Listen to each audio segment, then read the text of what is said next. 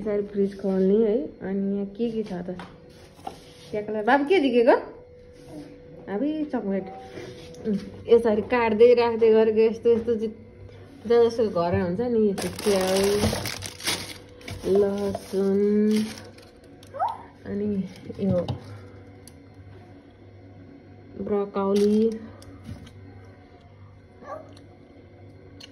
खोर्सानी के भन्छ डल्ले खोर्सानी यस्तो यस्तो के छ हैन ट्याक्क लाएर झिक्ने। अनि त्यस पछाडि यसलाई यसरी मसिनो बनाएर चप गर्ने।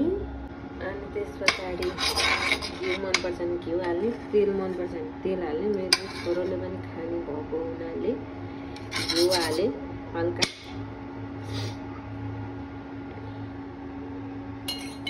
त्यस पछाडि 5 फुरन पड्काउने।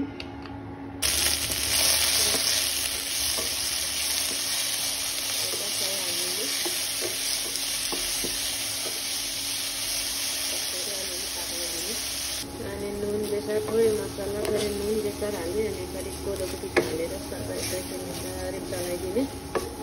स्वाट लगाएर पानी हालिने कुकर एक कराई। अब चल्ने मजाले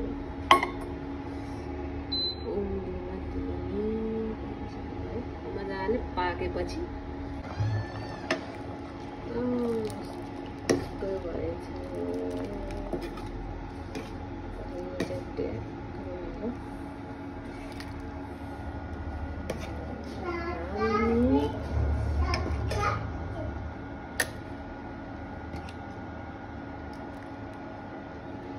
बाबुलाई दिने।